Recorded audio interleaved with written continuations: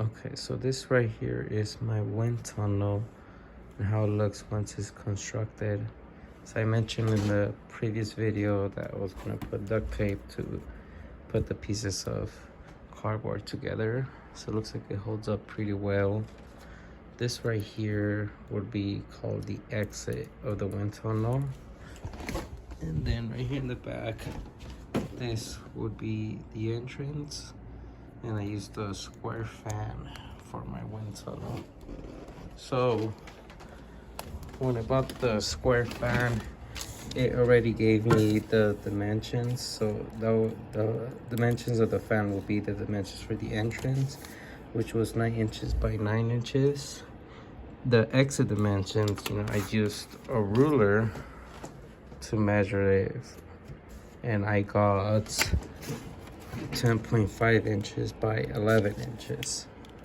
And then to measure the velocity of both the entrance and the exit, this is what I used right here. This is my anemometer. And the cool thing about mine is that I'm able to get the average velocity. It has the average option, so I was able to get that. So for the entrance, I saw, just normally see what I got. Then I did the average, 2.4 meters per second, and converted that to feet per minute. And then for my exit velocity, did the same thing, got 3.4 meters per second, perfect. And then I also got the average. Now for step two is asking us to get oh wait, so this was step 2 right here, my apologies. Step 3 was asking to calculate the area of the entrance and the exit, and the volumetric airflow and the air mass flow. So pretty simple, the area for both of them, just there multiplied the length and the width. So for the entrance, I got 81 inches squared, converted that to feet squared, and converted that to meter squared. So we're going to be using the feet squared and the meter squared. Did the same thing for the exit area. Got 115.5 inches squared. So for the volumetric airflow entrance, I believe the most common unit of measurement for this one is the cubic feet per minute. So that's what I did. I did the velocity in foot per minute times the area in foot squared, and I got 22.14 cubic foot per minute for the volumetric airflow at the entrance. Now to get the volumetric airflow at the exit, same thing, use the velocity in foot per minute times the area in feet cubed, and I got 42.10 cubic foot per minute. Now the air mass flow, that one, I believe the most common unit of measurement for this one is kilograms per second. So I got the density, the constant value of density of the air, which is 1.225 kilograms per meter cubed. So I used the values that had the meters and second. So I did 2.4 meters per second for the velocity of the entrance times the area of it in meters cubed. So I get my final answer in 0.1536 kilograms per second.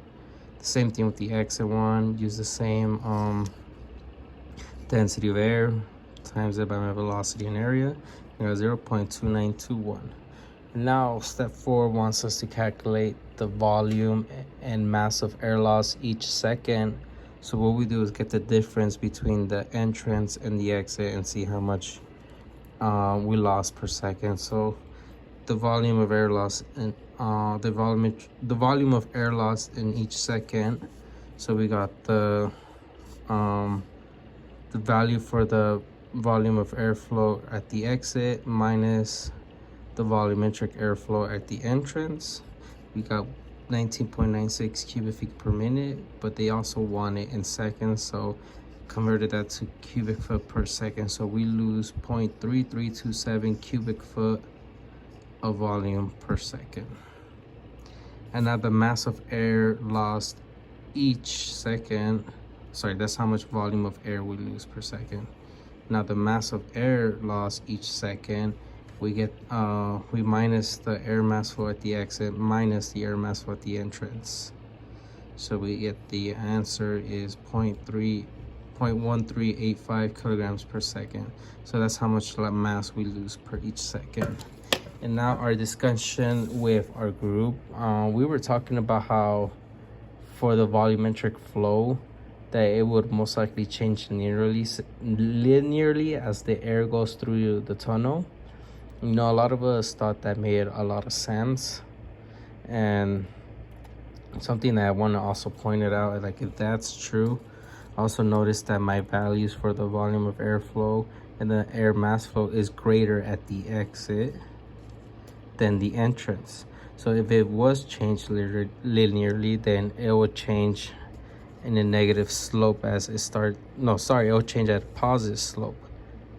So as the value starts at the entrance, it starts increasing towards the exit. And yep, that concludes steps 2, 3, and 4.